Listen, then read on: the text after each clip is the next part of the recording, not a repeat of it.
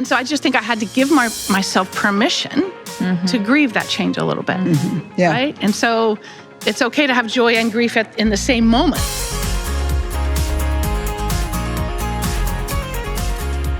Hey everyone, welcome to Talk It Out. Do you have any change happening in your life? And maybe some of it is not so fun. Well, let's face it, change is going to happen. It is inevitable. But there are ways that we can handle it to make it less intimidating. It takes courage. Yes, it does. It is not easy. It takes courage to change. And that's exactly what we're talking about today with Joyce and our friend, Holly Wagner. This is a conversation from our Girls' Night In event that we had in front of a live studio audience, which always makes it just a little bit more fun. It's so fun. We have fun friends there who like to participate. We do. We all need courage to change because staying the same is just not an option with God. Change impacts our lives in all kinds of ways, so let's talk it out. So we're going to have a talk it out discussion to get to some of those practical things, different elements of change and how to work our way through it. And of course, we'll have a lot of help. Erin has joined Joyce and I, and welcome Holly Wagner. Thanks for having me. You just wanted trouble on the set. You know what? It always adds just a super fun level. Yeah. We've already got enough trouble, and so adding a little more is great. And then we have our whole audience of trouble out here today, and all of our friends at home who are part of this, so it could not be better. But as we talk about change, this is Joyce's new book called The Courage to Change. And in this book, what I really like about this book is that you talk about the fact that it does take courage. You know, I think we tend to think it should be easier than it is sometimes and then get down on ourselves if we don't do it so well. So it takes courage to change ourselves. So, you know, with God's help, it takes courage to have changes in our circumstances. So let's start with a list of just throw out, you know, one or two words of things that change in our lives. What are some things that are constantly changing? Wardrobe. Oh, that's a good one. Isn't that a fun one? Yeah. Hair. Oh, 'Cause hair. Come on, if you're still having the same hairstyle you did in high school, it's time for something different. I mean, unless you're still in high school. But. Well, did you know that I have a photo to go along with what you're saying? No, you She do? really didn't. She really didn't. This is a Joyce hair change. Okay, here we go. Yes, I used to have this beehive. Look at her. Oh She's my God, blonde with a beehive. And Isn't you're that blonde. awesome? And look how young I was. That's so cute. I looked like a I love little that. girl. Isn't it great? I love that. So, but you changed your hair. Right? Yeah, exactly. How long does it take to style a beehive like that? It didn't take me any time because I went and got it done every week. Wow. But there are actual bees inside. I was wondering. So close to the Lord that way, too. And then if my own hair wasn't tall enough, they would put a hairpiece. Like the taller the better. Is that the So thing? I just kept building. You could go as high as you wanted. I love that. Well, David was a baby when I did that to my hair. And when I came home, he was laying in his crib, and I looked down at him, and he looked. So sometimes we change and it freaks other people out. well, we do. We go through so many different kinds of change. Audience, name some other areas. Just yell it out. Something. Getting married, parenting. Your weight changes. Ooh, yes. Your what? What was that? Gray yes, hair. your first Yeah. gray hair. We're long past Kids the first leaving. one. Yeah. So it's just great examples. And some are easier than others, but change is not something that, I don't know how to explain it. We can think we can prepare, but because we don't always know exactly where that change is going to take us, we can't always be completely prepared. I guess that's why they call it change, right? You just don't know exactly. And what I think one of the good things that the book did actually is it normalized change. Yes. Yeah. Like I just think if change is a part of, if it was just normalized in our life, then we're not so every time a change happens. So I feel like that's one thing that the book just kind of helped with. You know, so many people say, I hate change. I hate change. And so one of my first points in the book is that you have to change your mind about change. Yeah. or you're going to be miserable all the time. Yeah. Because, I mean, we have a lot of little changes that are barely noticeable in our life, but, age is one of them. It's like every day you're getting a day older, and then those days turn into weeks, and weeks turn into months, and months turn into years, and then years turn into more years and more years, and then someday you look at yourself and you think, wait a minute, everything that used to be up here fell down there. And then you start buying all kinds of stuff. And I put jars of stuff on myself, and it's pretty much still the same. One thing that you said I think is really interesting is when we try to anticipate change is where I find myself that's what gives me anxiety and fear, is because I'm trying to figure out how I'm going to handle the thing that is going to change, but I'm not sure what that change is going to look like. So then I'm like spinning my wheels to try and figure out how to fix the thing that hasn't happened that's going to happen, but I don't know how. Yeah. So That's deep. Isn't it? That is so deep. But that's why your brain is so tired, and you just can't. Like I have to just expect it to happen. It's going to happen, and just You're be ready. okay with it. Yeah. You're ready for whatever comes your way. And not try and fix it. And I think sometimes, like for me, I remember 20 years ago when I got diagnosed with breast cancer, and I had to make changes to my life, right? Yeah. Whether it's dietary changes. So I had to make some changes, and I was mad. I was mad that I was having to make those changes. Yeah. I mean, to be honest, I did, and now my body's stronger and healthier because I did. Yeah. Right. And my first response wasn't, woohoo. Yeah. Yeah. Yeah. I get to make Awesome. changes. No, it was not my first response. Yeah. Well, and that's the scare. I mean, just getting a diagnosis like that, your life is going to change. Right. That there's fear that comes up automatically. You don't know what the future's going to look like. Right. So that's more of a long process of change as well. And your husband also was diagnosed with cancer years later. Yep. So we had to make some changes, and again, those aren't the fun ones. Yeah. Well, tell us while we're talking to you, what's been one of the hardest changes in your life? I think one of the most recent hard ones was my husband and I pastored a church in Los Angeles for 35 years. We're the lead pastors there, and then we handed that over to another couple, and it was the right time. Because you don't want to fall over the finish line as far as the church. You want to hand it over so you can cheer them on, right? You want to be present there, and so it was the right time to do it. But I think I was unaware of the impact of that for me. Just even in that had been my role for so long. Yeah. Right. So now that's not my role. Although the good part of that change is it freed me up to do things that were always in my heart to do that I didn't have the time to do. Right. So there's the good part of that, And so I just think I had to give myself permission to grieve that change a little bit, right? And so it's okay to have joy and grief in the same moment, and I had to give myself a little bit of that permission to grieve. So I think that's probably been one of the biggest changes for me. It's like an identity change too with it. Who Well, am I you now can want to without change this? and not want it at the same time. Yes. Yeah. Like when I left my job at the church, I wanted to stay there, Right. but I didn't want to stay there. Right. I wanted, I would go to church there after I left and leave depressed. I thought, what in the world is wrong with me? Because, I didn't have my seat anymore. I wasn't part of the leadership team anymore. I wasn't what I used to be, and so I wasn't sure what I was to the church. Right. Yeah. And actually a prophet gave me a word, and it really cleared it up for me. It didn't make it all that much easier, but at least I understood it. He said, you have soul ties to the church. Oh, wow. And your soul is your mind, your will, and your emotions. And anytime you put 35 years of your life into that church, you miss those people. They were your people. So you're gone, but your soul is, your mind is there. Your will is still there sometimes. Your emotions are there. And that's what takes time to change, for people to realize it takes time. You can want something.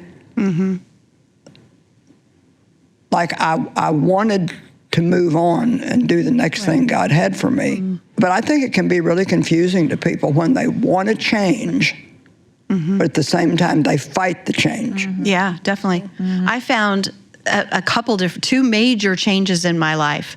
Before the change happened, I was getting just unsettled. Like antsy. Exactly. Not really dissatisfied, but just things just didn't feel the same, and you're wondering what's off, what do I need to do, and you're praying about it, and then a big change would come not long after. And I think that's one of the ways that God kind of helps prime us and prepare us a little bit. But another area of change that I know many of our friends have gone through is just really fresh for me right now, is because this is the anniversary time of a death in our family, someone that I really loved. And we also just got back from visiting my husband's father in a memory care unit. So that's a big change for our family. So some of those changes that are thrust upon you, that are thrown at you when someone's taken from you, when your family's different, or when suddenly you're tasked with taking care of elderly parents. Exactly. Exactly. And those are the kind of things that all you can do is say, I trust you, God. I don't like this.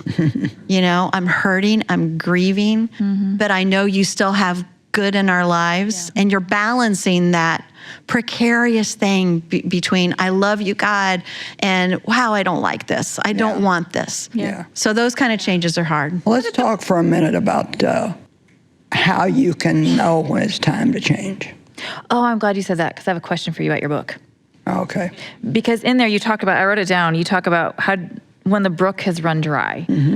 I was curious when reading that, how do you know it's like the grace has been lifted and he's preparing you to leave, or you have to push through because it's like a spiritual attack? How do you know? Well, for me, see, I believe that God gives us the will and the desire, the Bible says, to work for his good pleasure.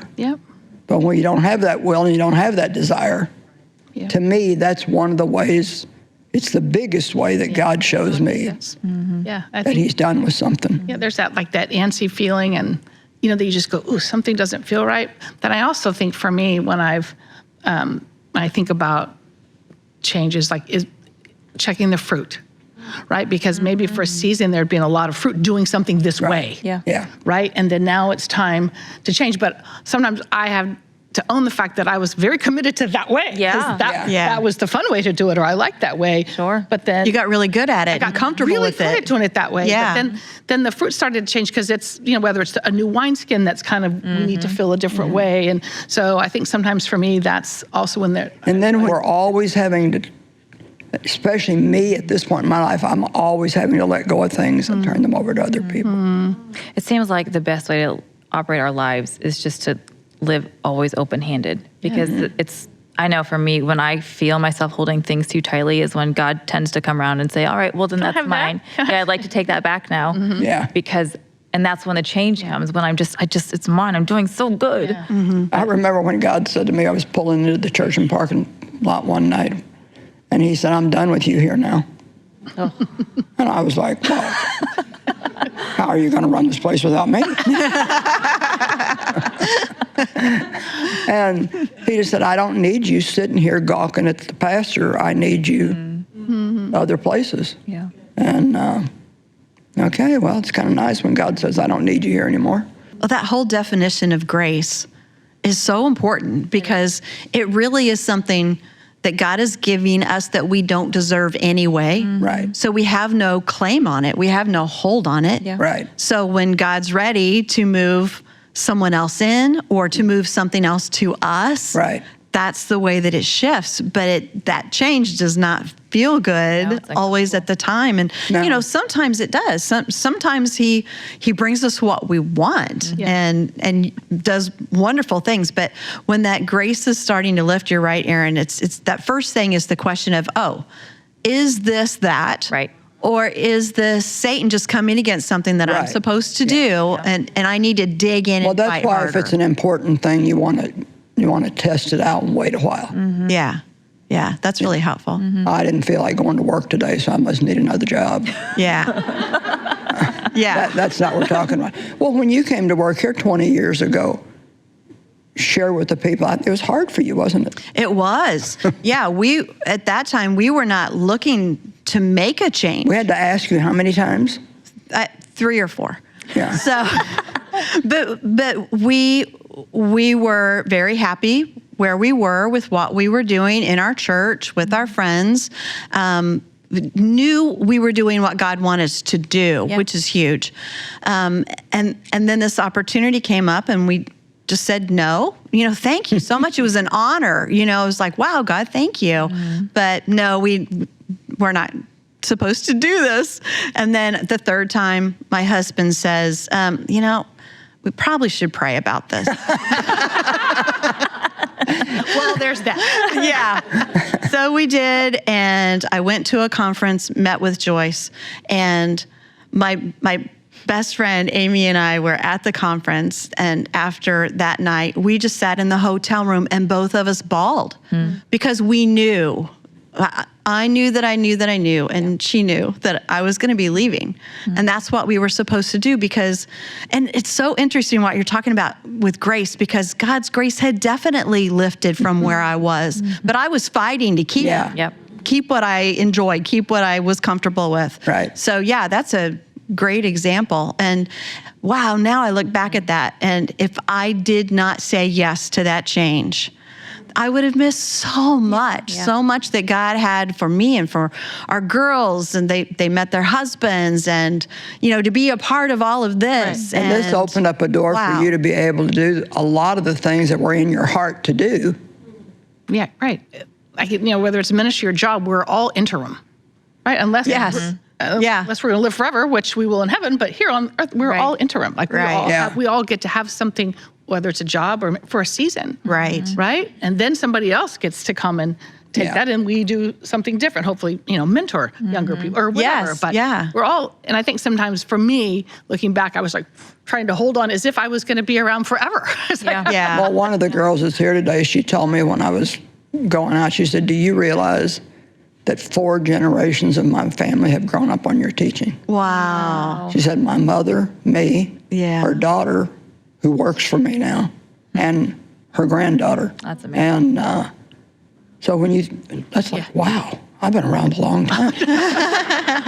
Erin, what about you? We've been taking up all the time here. Well, how are you? It's making me think of a season where I went through a lot of change in a couple of years because I had a baby, and then I left my job here, and I worked remotely in Oklahoma, and I worked with a lot of people. Moved to a job where I worked in a room by myself at our house with no interaction with anybody. And I really like people, really like you all. And there was nobody. And I was home with then another baby. And my husband was really uncomfortable in his job. So that was a really big change to move. And it was hard. And that season was painful. But we knew God called us to do that. So thinking from what you're sharing, that change was hard. But I knew it was right to then you asking me to come back here was a change that I knew was so Jesus. I could feel him saying, okay, this is right. And I knew that was the right change to make because of the hard season we walked through. And I just felt like there was his grace in the middle of the hard season. Yeah, the funny thing there is I wanted so badly for Erin to come back. I don't ever want Erin to be gone. You so much. But at the same time, I remember we were looking at everything happening here, and I needed help. And I felt like God was saying, talk to Erin. And I put it off for so long. I was like, I do not want to throw their life into turmoil. They've moved away. They're happy. I don't want to be a cause of painful change.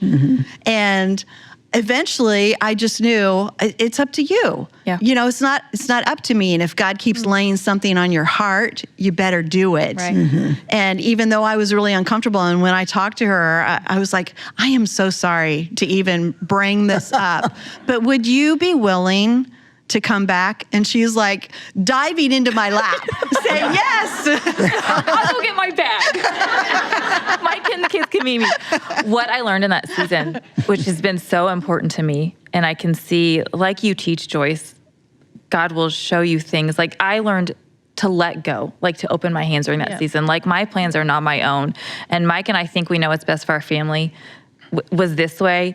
His plan was this way. And through that process, I will go wherever his peace is. And I will go, we can change whatever we want, whatever he wants to in our life. I don't care what it looks like. I just want to go where he tells me to go. Because that's the only place I've ever felt like good on the inside is when I'm where he is asking us to Well, be. just so you know, God's not ever going to ask you to go anywhere from here.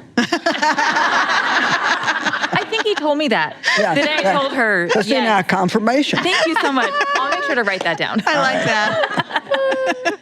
But we have our first question in the audience. Kim Poe is with us. Yeah. Yeah. Hello.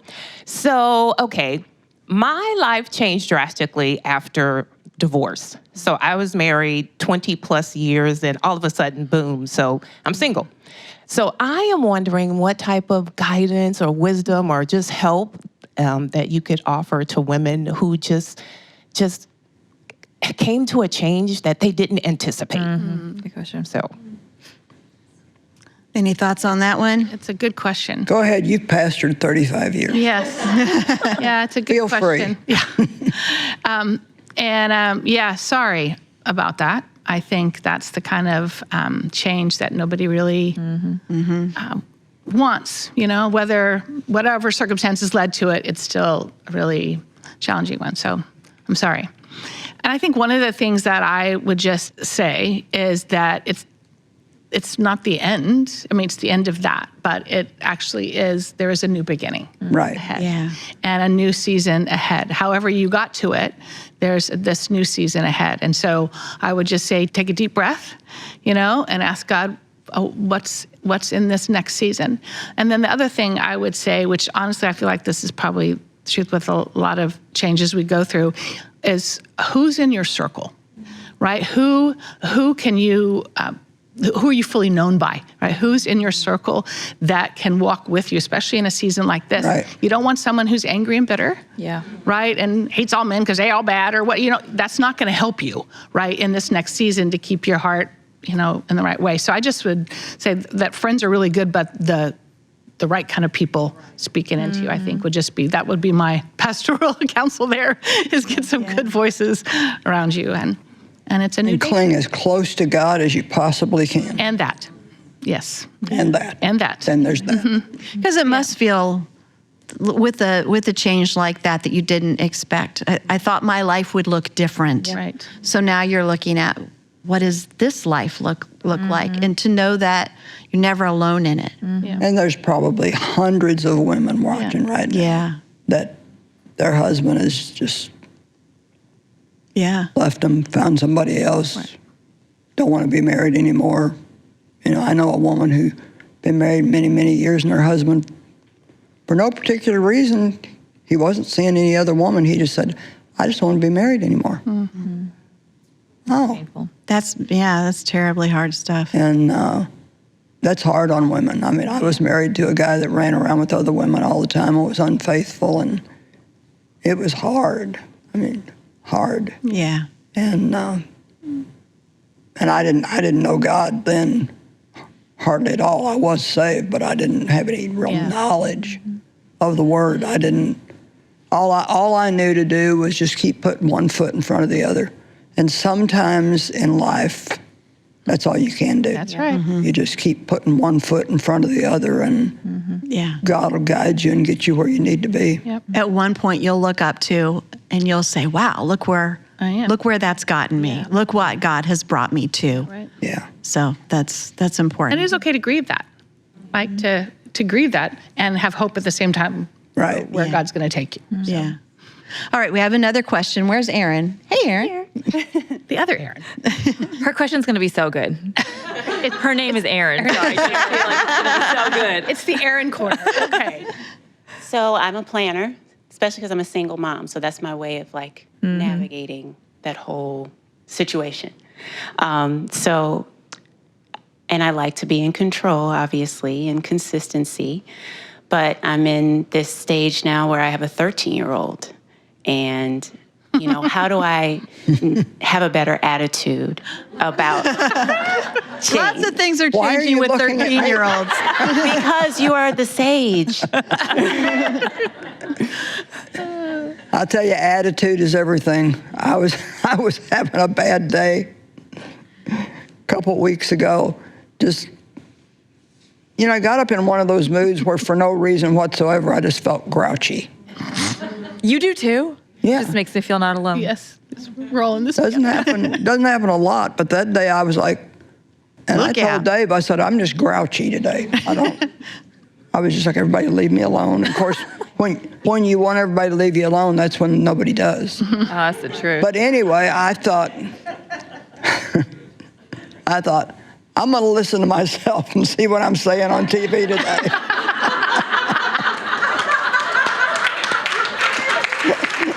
See if I can get a word from God. And when I turned the program on, it was about attitude. Oh, that's so funny. So you can't even get away from yourself. I can't get away from myself. And so no matter what is going on in anybody's life, it can be 100 different things, 1,000 things with everybody watching. Attitude makes all the difference in the world. Yeah. You can look at what you don't have, or you can look at what you do have. Yeah. You know, True. some days I do that with my body. I try to find what doesn't hurt. No, I'm not sick or in bad shape, but I am getting older, and I work out 3 days a week, Monday, Wednesday, and Friday with a trainer, and with weights and, you know, all that stuff. And we agreed when I'm 90, we're going to tape it. Put it on TV. Love it. That'll be awesome. Yes, please. Yeah, yes, please. Sometimes at night, I think I'll call him in the morning and tell him I can't work out today. And then next morning I get up and I go. So, you know, I'm very big on just putting one foot, just keep going. Now, you've got a 13-year-old, and it's a girl? Boy. At least if you got girl hormones, you understand them. You know, the boy hormones are different. But here's the thing you need to know, and I believe this is from God. Everything will turn out okay. Yeah. Everything will turn out okay. Yeah. You may go through some things. There may be some things that you don't understand, but you're a good mom, and he's had a good example, and it will be okay. Yeah.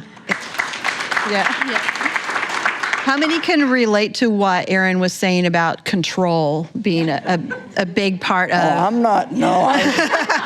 Whatever. I've been delivered. Just fold your arms over there. As a fellow Erin who also feels, I like to call it a gift, that I feel like I can help you. It's not controlling, I'm just helping. Oh, of course, yes. I just know the answer. Right. And it's just the right way to do it. But I feel like that's a season I'm into, just continually learning how to like release. And maybe my way is not the best way, and that's okay. There's some humility that I feel like I'm learning to let go of control and learn that it's okay. One of my next books is going to be Learning the Art of Letting Go. That's a good Oh, one. that's really good.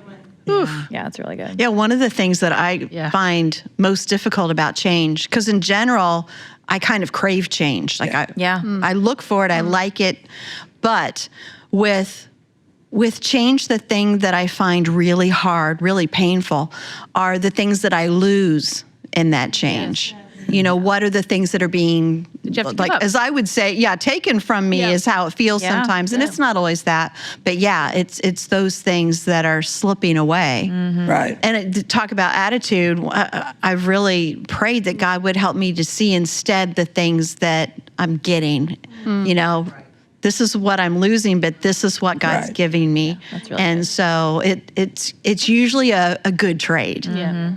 The devil really works on our focus. Yes. Yeah. He really comes against our focus and tries to get us always focusing on what we don't have. Yeah. What somebody's not doing for us. You know. And if we can just turn it around, Dave. Or what used to be, focusing on what used to be. Dave's here in the audience, and he's been in meetings with thousands of women. And I was grouching about him one day to the Lord, you know. I didn't like this, I didn't like that.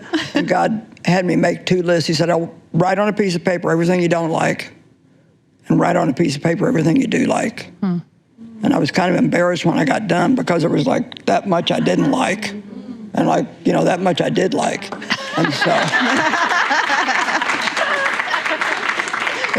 it's a good exercise for anybody when you find yourself unhappy, is to realize that's the enemy and sit down and write what you do have compared to that couple of things that you don't have. Yeah, it's very good. And you'll see that we always come out on top. I love your story about when you were going through such a rough time and God told you just to be thankful for something and write down what you were thankful for. You tell them. Okay, You'll tell it better. We were in a really horrible season of just like my husband's cancer, identity stolen, my dad died, like horrible. And so my husband, who's the Christian in our marriage, just like Dave, so he decided that he put this jar in our kitchen and he said, every day we're going to write something that we're grateful for and put it in that jar. And I said, no, we're not. You do that. You go ahead on. And then he got all the little colorful Post-it notes, thinking that would make it more fun for me. And so I put them there. But I knew he was going to count. So I had to do it. So I looked at that stupid jar. And the next morning I went up and I write something I'm thankful for, and I had nothing. Because I didn't feel anything, right? But I just went, okay, coffee. Anybody else grateful for coffee, right? Right? And I'm pretty sure it was coffee for about 4 or 5 days. And then it was like sunshine, and we were living in LA as if that's unusual, but oh well, it was like sunshine. And then eventually it became like my family, my health, all the things. But I didn't start there. So I had to it was changing here. It was like that attitude adjustment. But and being thankful is it's so important. And I think man, if we can't be thankful, I mean, that's the least thing we can do for God. No. After what he's done for us. And he says this is his will for you. Yes. Yeah. Right? So I always wonder, how can I be in your will? Well, why don't you start by being grateful, Holly? Be grateful for this change that you didn't ask for.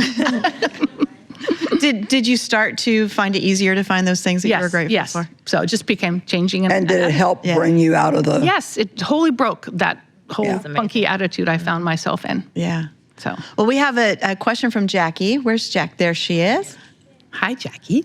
As women, we all know, we go through so many physical changes. Oh, here we go. So my question is, how do you deal with all of those? How have you all dealt with all of those? It's at every age, isn't it? Are you talking about the changes with aging or? So many physical changes. Well, get all the mirrors out of your house. Having kids and aging. Mirrors out of your house. Even puberty. I mean, let's start young. We're always going through changes. Well, yeah.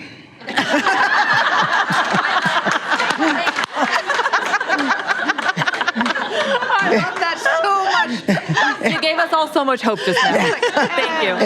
I feel great. It's hard to explain it, but being honest here, for the last year, I've been in a season of having to give things up and watch other people do them because I just can't do it all anymore. I just can't. And if I want to be around for a long time, which I do, and believe I will, I think that I have to give myself to the handful of things that this place can't run without me doing. Teaching, my television, and my books. And those are things nobody can do for me. Right. So I've been making a lot of changes in my schedule and making sure I block time to do things. And this is going to sound funny. And I don't say this with any kind of pity, but I've basically done nothing but work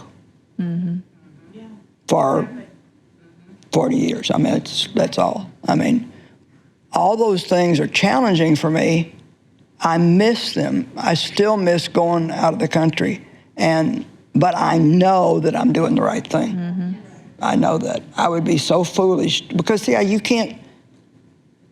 can't do now what I used to do, and I'm at the point where I want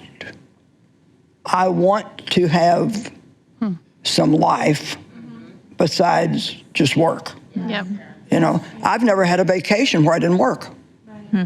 That's where I wrote most of my books, when I was on vacation and Dave was out playing golf. And no. He's having a vacation. Yeah. See, Dave, it's a good thing you golf a lot. That's how we got so many books. But I'm very happy in my life now. I mean, I've been happy for a long time. But there's days when I just don't feel good. I mean, I'm just tired. Yeah. You know? And so I'm learning when I have days like that, rest. You know, if you're tired, it's okay to rest. Yeah. And so there are a lot of changes, and I really want everybody in here and everybody watching to listen to me. It will happen to you. Yeah. There's no Getting around it. no getting around it. It right. will happen to you. Thank God it happens slowly. Yeah. It's almost like kind of one of those things you don't Yeah. know it's happening until all of a sudden Yeah. Yeah. it has happened. But boy, I tell you, if you stay happy, Yeah. being happy and having a purpose, having somebody to love, those are the things that Yeah. keep you happy. And when I get up in the morning, I go straight to the coffee pot. Priorities. You have caffeine till Jesus shows up. Yep. Yeah. And I spend the first couple hours of my morning with God. I couldn't do it without him. Yeah. There's no way I could do it. One thing that I've really learned with physical changes, because like I said, every age you're going through different things, is to be okay with it. Yes. That's been hugely important for me, because there have been changes that I have not enjoyed. Yeah. And so, we're so unhappy with ourselves because we want to look like somebody else. Yes, that's right. Or, we want to have this, or we don't feel maybe exactly like I'm not able to hike as long as I used to, or whatever it may be for me. And I remember just a few weeks ago, we were going through a bunch of old photos, cleaning up things at home. And I was looking, in my 20s and 30s and 40s, thinking, I looked okay. I looked pretty good. Yeah. But at the time, I'm thinking, if only I looked Isn't like that this. interesting? Yeah. So I'm really learning to appreciate what I have, to embrace it and to love it. It's very good. And not to expect it Yeah, it's very good. to get worse. But when things do change, understand this is part of life, and this is what God is in the midst of through the process. And to be comfortable with it, like you said, be happy is so much more important. Yeah. Being happy. And, Look back and say, hey, I looked okay. and looking forward to your heavenly home, I think that's something we all have a privilege of being. After I did my Bible reading this morning, I just read Revelation 20 out loud. And man, it's going to be so good. I want to ask you a question, Joyce, as we wrap up our discussion a little bit. And this is a little bit off topic, but it's much about change. And that is when you need a change, when you're craving a change, something is in your life that you're not okay with. It shouldn't be happening, but it continues to happen. How do you get through that? Because you were telling me when you were in that horrible situation at home and facing the abuse, that the serenity prayer really helped you to understand about change. That was a unique thing. My grandmother had a matchbox on her kitchen wall, and above it she had that serenity prayer. Well, repeat it, Ginger. I can't. I even wrote it down just so that we have it. God, grant me the serenity to accept the things I cannot change, the courage to change the things I can, and the wisdom to know the difference. Now, I don't know why I can't really explain this, but that gave me courage and encouragement to keep facing what I was going through as a child. And my father's sexually abusing me on a regular basis. And I told my mother, she chose to believe him. She caught him. She turned around, walked out of the house, came back 2 hours later and just acted like it never happened. She told me 30 years later, I'm sorry for what I let your dad do to you. I couldn't face the scandal. And I thought, how horrible, to know that, but she just didn't have the courage. She didn't have the courage to face it back then. That was just something. Yeah. I mean, you never heard that. Nobody was talking about it. Nobody talked about it. It happened to a lot of people. Nobody talked about it. And then I asked an aunt and uncle to help me, and they didn't want to get involved. And then my dad had me in the backseat of a car one time, and the police caught him. And I thought, now I'm going to get some help. And this sounds horrible, but instead of helping me, the policeman told him that there were two of them. But we'll let you go if you give us a turn with her. Oh my gosh. And thank God they got a call on their radio and had to leave. Oh my gosh. But so I felt like nobody's going to help me. Just nobody's going to help me. And so that prayer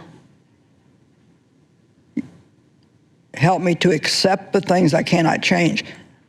I didn't accept the abuse as being okay, but I accepted it as something that was going to happen to me,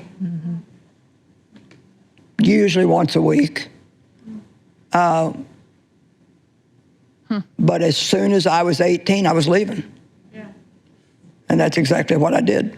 When I graduated from school, my dad worked nights, I packed my stuff, and I left.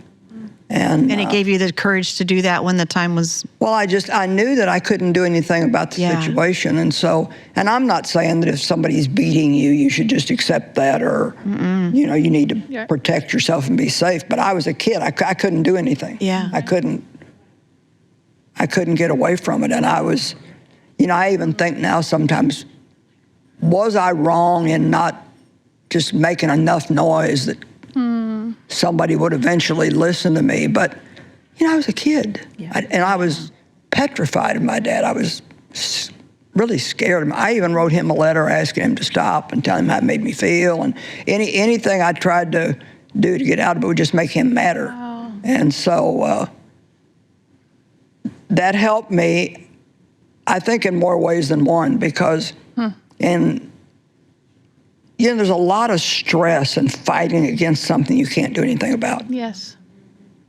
And this can apply to a lot of areas of life. Yes. But, you can't do anything about aging. So like Ginger said, be happy for what you have at the time. Do the best you can. Take care of yourself the best you can. And yeah, that's good. It is what it is. And there's a lot of things in life that maybe you're in a relationship with somebody and there's something about them that just really super annoys you. And you've done all the trying to talk them into changing and, threatening and all. But that person's going to be in your life and there's nothing you can do. So just accept it. Yeah. God, nobody's going to change him or her but me, but you. And I'm not going to lose my joy over this. Yeah. When I was such a mess, Dave stayed so happy, and it made me so mad. But it was also one of the things that eventually helped me change. Because I didn't know how you could possibly be happy living with me. You are a miracle. You're a miracle. Yeah. Nice. What? Uh-oh. What God put on my heart? All the time that you were going through that, God was preparing me to rescue you. Yeah. That was always... of course, I didn't know it at the time. And also, one other thing I wanted to add was, we're talking about change here. And so You say, you know, we've been married 58 years, and you say all the time, Dave probably feels like he's been married to 20 different women. Well, that's a whole lot of change. True. Yeah. So you all just got to see one of my very favorite things. I know. And that is when Joyce is teaching or talking in this case, and Dave likes to chime in, and sometimes he attempts to correct her, and that's always exciting. I love it. This time what he shared was very fun. They've talked about it a lot, but as we change, you know, our spouse has to change along with us. It's so true. Feels like we're married to a whole lot of different people. I can attest to that. For myself and Mike. I also, I like the actual fact that he even interrupts her is like a change in a plan. And so it's fun to watch her face. It is. And she has to pivot, and it's really fun. And those are small changes that when things look a little bit different than what you expected, you just gotta have fun in life. She rolls with the changes. She does. You're gonna need Joyce's book. This is gonna help all of us do this better. Right, it's right here. I was being cool, like while you talked about it. Oh. See? So to get Joyce's book, The Courage to Change, Saying Goodbye to Good Enough, and Embracing the Promise of What Can Be, go to joycemeyer.org/courage. Thank you guys so much for joining us, and we will see you next time.